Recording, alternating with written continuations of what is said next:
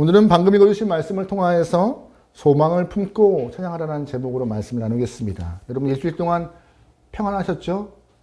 별일 없으셨죠? 그냥 우리의 인생이 특별한 일 없이 그냥 흘러가는 것 같습니다. 어제와 똑같은 하루, 지난주와 같은 삶. 그래도 그 과정 가운데 우리의 삶의 방식이 조금 달라질 수가 있는 것 같아요.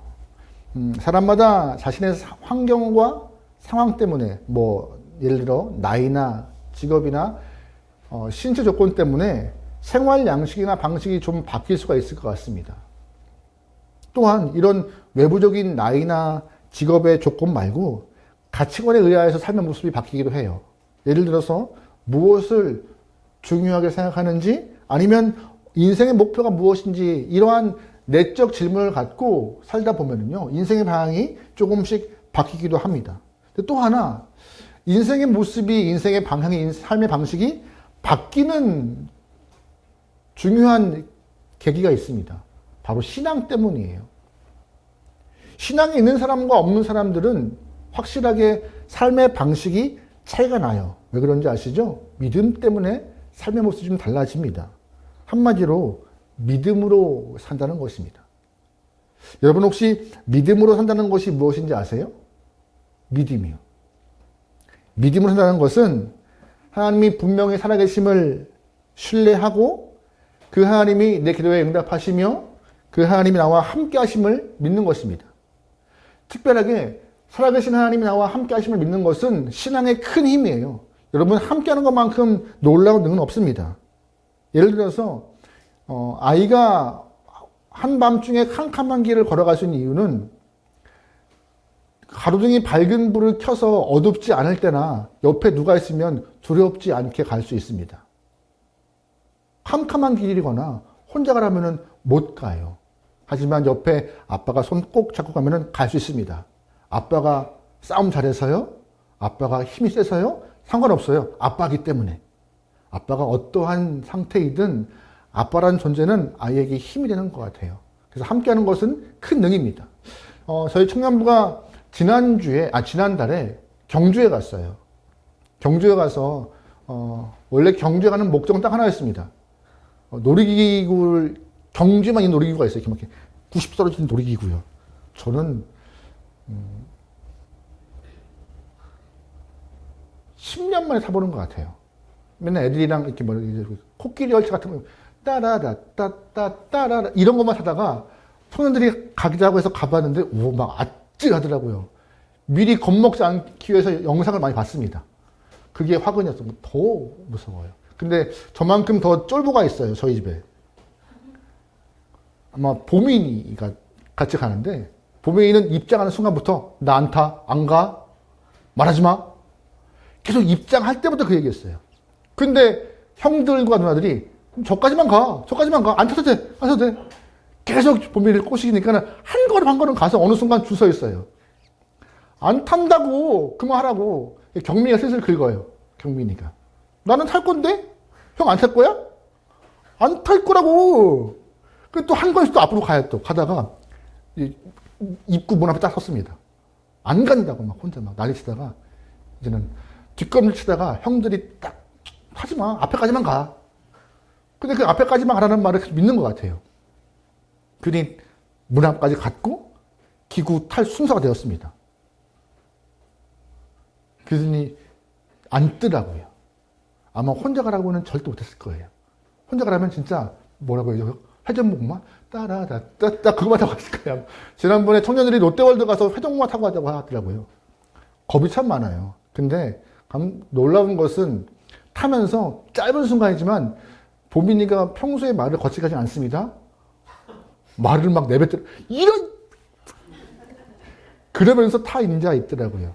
그 이유는 뭘까요? 생각해 보니까는 아마 함께 했던 형들과 누나들이 괜찮아.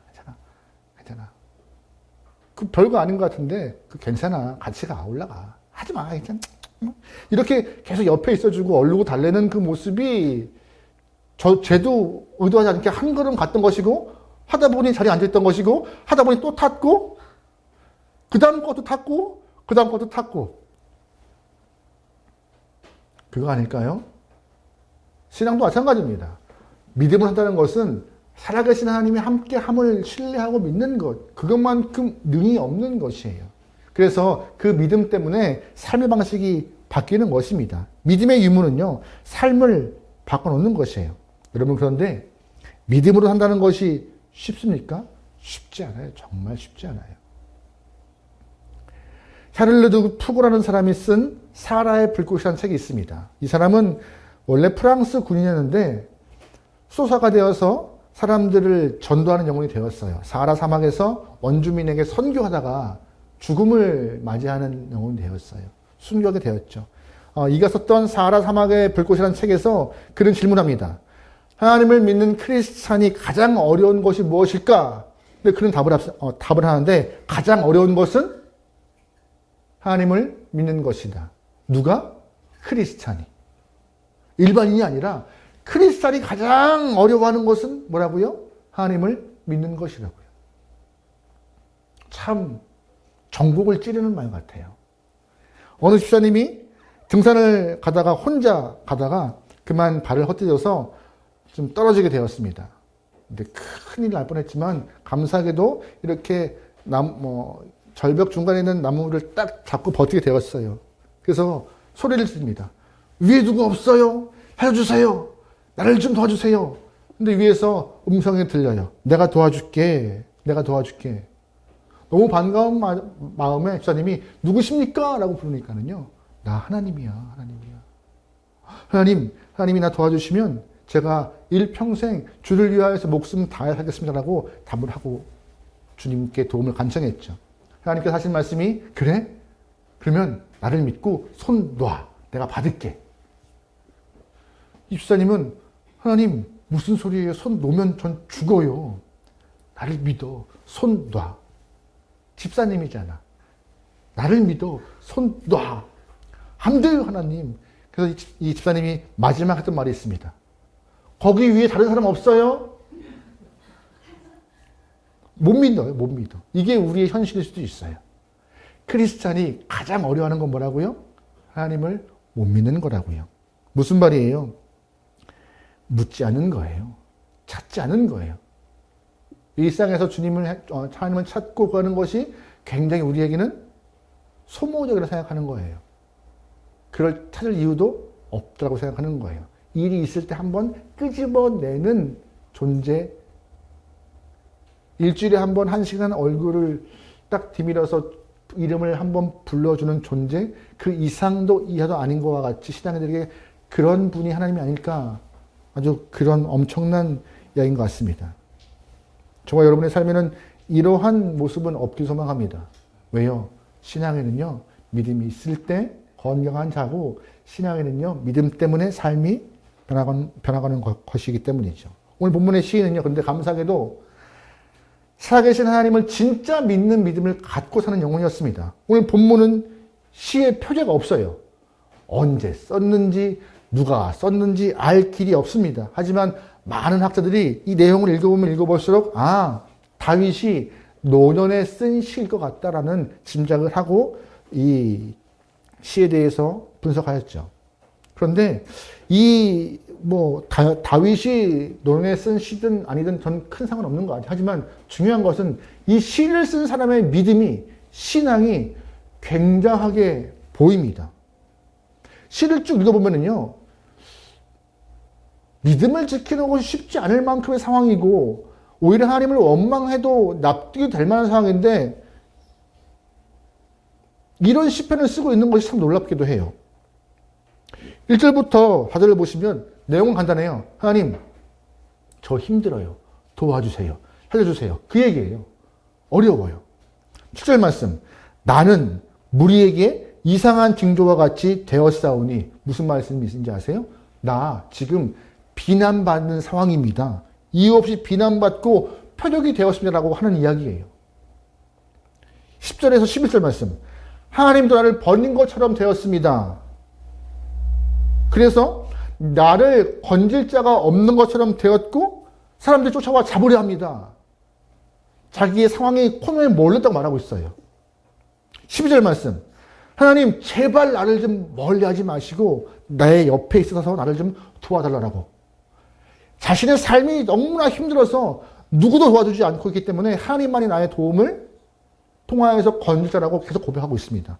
상황이 이래요. 상황이 이래요. 그런데 이렇게 말하는 순간순간에 납득되지 않을 표현도 하고 있습니다. 5절 말씀에 주 여호와여 주는 나의 소망이십니다. 8절 말씀 주를 찬송함과 주께 영광 돌림이 종일토록 내 입에 가득합니다. 힘들어 죽겠는데 코너에 몰리는데 표적되고 있는데 10절 말씀 나는 항상 소망을 품고 주를 더욱 찬양합니다. 이상한 말 하고 있는 것 같아요. 중간중간 이런 말들 보면서 죄송합니다. 정신 나갔나 하는 생각이 들 만큼 종잡을 수 없는 본문이 시편 말씀입니다. 근데 저만 그렇게 느낀 것이 아니었더라고요. 지금은 고인이 되셨지만 사랑의 교회 옥하는 목사님도 본문 71편을 설교할 때 이렇게 말씀하셨습니다. 본문을 살펴보다가 이 안에 꼭 정신 나간 사람처럼 보이는 사람이 하나 있다. 이 쓴 사람. 저와 같은 느낌이었던 것 같아요. 울다가 웃다가 슬퍼하다가 기뻐하다가 이 감정이 막 이 안에 기복이 있으니까 옥하는 목사님도 정신 나간 사람처럼 보인다라고. 그런데 맞아요. 정신 나간 사람처럼 보여요. 근데 한마디로 말할 수 있는 것 같습니다. 이 본문의 시편을 쓴 시인은 절망 중에도 찬양을 하려고 애쓰고 있고 힘든 상황에도 하나님께 소망을 품고 있는 모습을 우리는 발견할 수 있는 것 같습니다. 왜 이런 모습이 가능한가? 이걸 쭉 보면은요. 결론은 딱 하나입니다. 뭐 때문에요? 믿음 때문에. 다른 거 없어요. 믿음 때문에. 절망 중에도 주님을 찾고 힘들어도 주님을 간구하고 찬양하는 이유는 믿음 때문에 가능하구나라고 이 시편의 시인은 말하고 있는 것이에요. 우리 20절 다 같이 읽어보겠습니다. 시작. 우리에게 여러 가지 심한 고난을 보이신 주께서 우리를 다시 살리며 땅 깊은 곳에서 다시 이끌어 아멘. 방금 그 말씀에서 우리에게 여러 가지 심한 고난을 보이신 주께서 무슨 말이에요? 내가 지금 당하는 고난 우연이 아니야. 하나님 허락하시는 고난이야 라고 말하고 있는 것입니다. 하나님이 나에게 어려운 길을 허락하셨어. 하지만 그 길을 하나님이 다시 살리실 것이고 다시 일으키시고 다시 끌어올린다고 믿는 거예요. 그러니까 지금은 어렵지만 다시 끌어올리고 다시 세우실 것을 믿기 때문에 찬양도 하는 것이고 기뻐할 수 있는 것이고 소망도 품는 것입니다. 그러다가 또 현실에 오면은 이러다가 또 하나님을 바라보니 또 기뻐할 수 있는 것이고 그러다가 또 말씀 보니 힘을 내는 것이고 이렇게 왔다 갔다 하는 삶을 하는 것이 오늘 본문의 시인 같아요. 아픔은 반드시 있지만 선한 뜻이 있기 때문에 나는 믿는다라고 하는 이 시인의 고백이 우리의 큰 힘이 되는 것입니다. 우리의 삶도 같지 않을까요? 우리의 삶이 뭐 이렇게 확 변해요? 믿음 때문에 180도 변하고 기도하니 어제와 같지 않은 삶이 우리에게 있고 기도하니 응답이 있고 기도하니 하늘이 열리고 이래요? 안 그래요. 그래요. 하지만 기도할 때마다 우리는 다시금 하나님을 상기하고 떠올리면서 이 손길을 믿는 거예요. 하나님이 건지실 거라 믿고 함께 하심을 믿고. 여러분 저를 한번 따라해 보시죠. 하나님은 사랑이시다. 하나님은 사랑이시다. 아멘. 한번 따라 할게요. 하나님의 허락하심은 항상 최선이다. 하나님은 사랑하시기 때문에 우리를 항상 최선으로 이끌어 가십니다. 최선으로요. 내가 보기에 최선과 먼 것 같지만 우리의 그 과정이 최선이 아니고요. 그 결승점이 최선되기 위하여서 끌고 가시는 거예요. 과정은 쉽지 않습니다. 요즘에 이렇게 런닝하는 게 유행인 것 같아요. 다들 이렇게 모여서. 그 런닝했던 것이 유행했던 이유가, 꽤 전에 나 혼자 산다? 그 프로에서 기안 84가 마라톤을 완주한 일이 발생해요. 저는 그거 보고 감동했어요. 사실 그때 보면서 나도 한번 뛰어볼까? 할 만큼 사실 제 무릎이 온전치 않습니다. 뛰었다가는 아주 큰일 나요. 근데 너무 감동되었어요. 처음에는 잘 뛰다가 어느 정도 눈이 풀리더라고요. 그리고 뛰고 있는지 본인이 안 뛰는지 모르겠고 그냥 다리가 움직인대요. 손도 처음에 이렇게 열심히 뛰다가 다음에 이렇게 가고 있더라고요. 근데 그 영광이 어디 드러나요? 마지막 들어올 때요. 다 들어올 때. 과정은 쉽지 않아요. 과정은. 주저앉아 누워있고 옆에서 일어나라고 해도 못 일어나고 못 듣고 하지만 꾸역꾸역 일어나서 달리다 보니 어느 순간 어디가 되어 있는 거예요? 결승점에. 우리의 인생 그거예요. 하나님이 우리에게 최선을 보이시는 것은요. 과정은 쉽지 않겠지만 함께 계속 일어나 가자.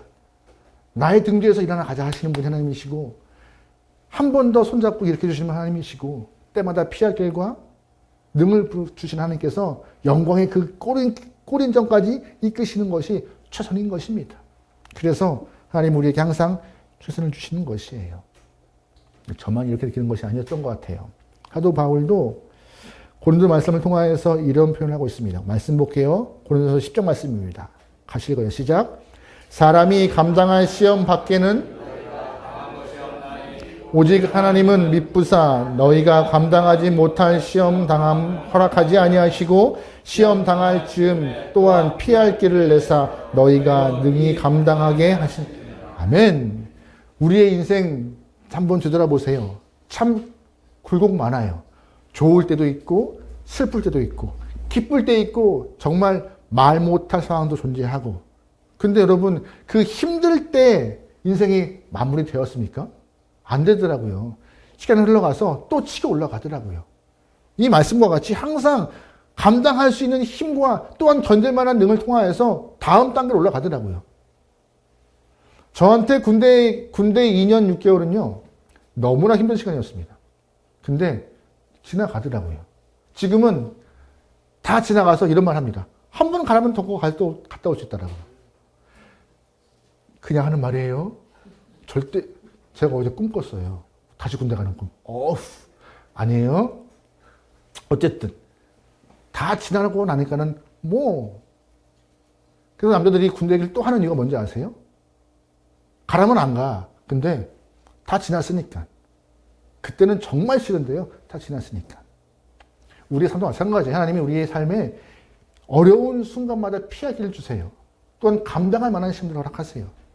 그래서 지금은 너무나 한숨이 나고 한탄스럽고 괴롭지만 다시 살리실 주님을 믿기 때문에 능히 헤쳐나갈 길을 주시기를 믿기 때문에 믿음을 갖고 소망을 품고 사냥할 수 있는 것이죠. 그러다가 어느 순간 하다가도 하나님 할 수 있는 것이고요. 하나님은 반드시 우리를 일으키시고 우리를 살리게 하실 것입니다. 또한 우리를 영광을 중으로 이끄실 것입니다. 왜요? 하나님은 사랑이시고 우리에게 최선을 주시는 분이시기 때문에요. 이것만 믿으면요. 찬송할 수 있어요. 누구와 같이? 본문의 시인같이. 혼유에 몰리고 답이 없어 보이고 아무도 나에게 손 내미는 것 같지 않지만 어느 순간 하나님이 나에게 손을 내미는 것 같고 나를 일으키시는 것 때문에 나 살 소망이 있어야 라고 찬양하는 이와 같이 우리도 이런 믿음이 있으면요. 울다가 웃다가 슬프다가 기쁘다가 절망 중에 있다가 주 앞에 소망을 품을 수 있는 그런 삶을 사는 것이죠. 어떻게 보면 아까 옥하는 목사님 말씀과 같이 정신 나가는 사람들 같이 보이지만 그 사람들이 건강한 것입니다. 왜요? 하나님 때문에. 그리스도인들이 그래서 건강한 거예요. 여러분 심리학자들이 연구 결과 조사한 결과 중에 하나가 많이 우는 사람들이 조금 더 오래 산대요. 근데 그 심리학자들이 많이 우는 사람을 찾으니 누군지 아세요? 신앙인들이요. 평소에는 울 일이 별로 없어요. 우리가 울어봤자 언제 울어요? 드라마 볼 때. 찔끔찔끔. 요즘에 제가 그런 거 같았어. 근데 우리가 울 때가 언제예요? 하나님, 답이 없어 보여요, 하나님. 앞뒤가 꽉 막혀 있는 것 같아요, 하나님. 하면서 울고 매달리잖아요. 그 울음을 표현할 수 있는 사람들이 신앙인들이라고 하더라고요. 제 말이 아니에요. 심리학자들이 말할 때 학적으로, 학문적으로 볼 때 신앙인들이 그 울음과 웃음과 슬픔과 기쁨을 다 표현하는 신앙인들이 심리적으로 건강하고 강건한 삶을 살 수 있더라고요. 학문적으로. 학문적으로도 그렇지만 하나님은 말씀하세요. 그 믿음으로 그렇게 사는 사람들 내가 건져 힘줄 거야. 걱정하지 마. 여러분 안에 믿음이 발동하십니까? 믿음이 발동하여서 어느 순간에도 주를 바라보시기 소망합니다. 가끔씩은 하늘 보면서 하나님이 나와 함께 하시지라고 고백할 수 있는 기간 정도면 좋을 것 같아요. 그게 우리의 삶을 이끌어갑니다. 오늘 본문의 시인과 같이. 잘 보시면. 그런데 이 시인이 언제 이런 믿음이 생겼을까요? 언제? 우리 5절 말씀 볼게요. 5절입니다. 시작. 주 여호와여, 주는 나의 소망이시요. 내가 어릴 때부터 신뢰합니다. 내가 밭에서부터 주를 의지하였으며 나의 어머니와 어려서부터 주께서 나를 택하셨사오니 나는 항상 주를 찬송하리라. 아멘. 17절 읽어보겠습니다. 같이 읽어요. 시작. 하나님이여 나를 어려서부터 교훈하셨으므로 내가 지금까지 주를 기이한 일들을 전하였나이다. 아멘. 5절과 6절, 17절 읽어보니까는요. 이 시인은 언제부터? 어릴 적부터 하나님을 알아갔고 체험했던 영혼이라고 알 수 있습니다. 무엇을? 믿음을요. 믿음을. 잘 보니까는요. 진짜 이 시편을 쓴 사람이 다윗 같아요. 왜냐하면 다윗은 어렸을 때 목동이었습니다. 혼자 양을 치러 가다가 들짐승들이 많이 있을 때 그는 그 들짐승을 지키기 위해서 혼자 그 양을 지키기 위해서 들짐승과 함께 싸웠던 일들이 많았을 것이에요. 쳐보고 덤비면 때려보기도 하고 막 몸에 상처가 많았겠죠. 그럼에도 항상 그 들짐승들을 물리치고 양을 지켰던 자신의 삶을 통하여서 하나님이 나를 지키시는구나 하고 체험했을 것이에요. 그때 그랬을까요? 내가 이게 이두가 점점 커지고 몸이 커져서 내가 양을 지켰어라고 했을까요? 저는 동물을 썩 좋아하지 않아요. 특별히 개, 고양이 별로 안 좋아해요. 지금은 많이 나아졌지만 예전에 이 상도동이 산동네였습니다. 뒤에 골목골목 사람들이 동네가 막 그런 게 많았어요. 꼭 거기 가면 개들이 그렇게 앉아있다가 학교 끝나고 들어가는 저를 항상 맞이하고 있어요. 이렇게 으르렁거리고 있습니다. 그러면 오도 가도 못하고 그냥 얘는 언제 가나 이러고 있을 때 그 조그만 개를 보면서 오도 그러는데 뭐야. 그죠? 저만 그래요? 그래요. 저만 그래요.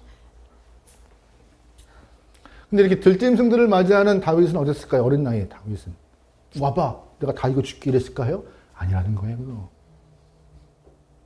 하나님이 오늘 날 지키셨구나라고 어렸을 때부터 체험이 일어난 거죠. 그 체험이 쌓여서 블레셋 장군 골리앗과 맞닥뜨립니다. 어떻게 이기죠? 물매를 던져서 맞춰요. 가장 괜한 일이에요. 그 큰 사람을 던져서 내가 잘 맞췄구나. 내가 저 이마에 입에 딱 우와 아니 지금도 하나님이 도우시구나. 저 큰 골리앗 장군 앞에서 칼과 창과 아무 소용 없구나 라고 느끼고 경험한 것이 다윗이었던 것입니다. 그러니 나이가 점점점 먹어도 믿음이 흔들리지 않았던 것이죠. 언제부터 그 믿음이 쌓인 거예요? 어릴 적부터. 여러분 꼭 기도하세요. 나니 다 컸어 이제 뭐 믿음 어떻게 이게 아니라 지금이라도 하나님을 이 귀에 아는 영혼이 아니라 하나님을 체험하는 영혼을 되게 해달라고 해주세요. 우리는 사실 많이 알아요. 들어서 알아요. 저와 같이 함께 신앙생활 하신 분들은 벌써 6년 넘게 하나님 얘기를 듣고 있습니다. 자세히 몰라도 어렴풋 알아요. 근데 하나님은 그 아는 것을 믿음이라 칭하지 않습니다. 오히려 강하게 한번 체험하는 것이 제일 좋아요. 특별히 여기 계신 부모님들, 아이들을 위해 기도할 때 하나님, 우리 아이들이 하나님을 꼭 체험하게 해달라고. 여기 계신 많은 분들 중에서 조금 더 신앙이 뜨거우신 분들은 다 하나님을 향한 뜨거운 체험도 있기 때문에 지금 이 자리에 있는 것이에요. 오랜 시간 동안 흔들리지 않고 아는 거 힘이죠. 하지만 아는 것을 넘어서 체험할 때는요, 그 힘이 능력됩니다.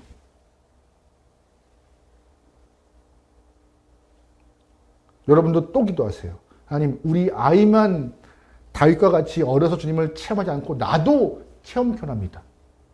나도 옛날 경험했던 하나님이 아니라 어제, 오늘, 내일 항상 주님을 체험하고 경험하는 영혼 되어서 내 믿음이 마르지 않도록 해달라고. 아마 그러면 오늘 본문의 시인과 같이 찬양하고 기뻐하고 주를 높이고 주를 찾는 것이 자연스럽게 될 것입니다. 어렵고 힘들어도요. 여러분, 어떤 기록을 보니까는요, 9.11 테러 때 세계무역센터 빌딩이 붕괴된 이후 잔해 속에서 생존자를 찾을 때 어떤 힌트를 갖고 생존자를 찾는지 아세요? 우리나라 삼풍백화점 보았을 때 똑같았던 것 같긴 한데, 딱 하나였습니다. 귀를 열어요. 잔해 속에 깔린 사람들이 소리를 칠 수 없으면 머리도 두드리기 때문에 귀를 열어요. 귀를 열어요.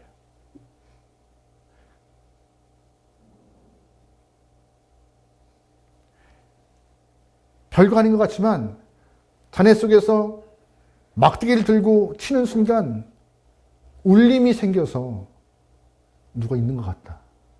그러면 땅을 파헤치기 시작한대요. 그 얘기를 보는 순간 본문의 시인의 모습에 찬양의 모습이 그거 아닐까 생각을 합니다. 멋지게 찬양할 필요가 없는 것 같아요. 안 나와요. 그런 마음, 그런 목소리도. 하지만 힘들 때 하나님을 향하여 소망 품고 한 번 부르는 순간 하나님은 그 음성 듣고 찾아오실 것입니다. 자녀를 들어 올리시고 들어 올려서 어디 있니? 어디 있니? 그리고 세우실 것이고 길을 내실 것이에요. 왜요? 하나님은 사랑이시고 항상 우리에게 최선을 주시기 때문에요. 최선의 것을. 우리 마지막으로 오늘 본문 말씀 14절 말씀 읽어보고 말씀 마치기로 하죠. 같이 읽어볼게요. 시작. 나는 항상 소망을 품고 주를 더욱더욱 소망을 품기 바랍니다. 누굴 향하여서요? 하나님을 향하여서. 저에게 소망 품어봤자 힘 없습니다. 제가 해줄 수 있는 거 아무것도 없어요.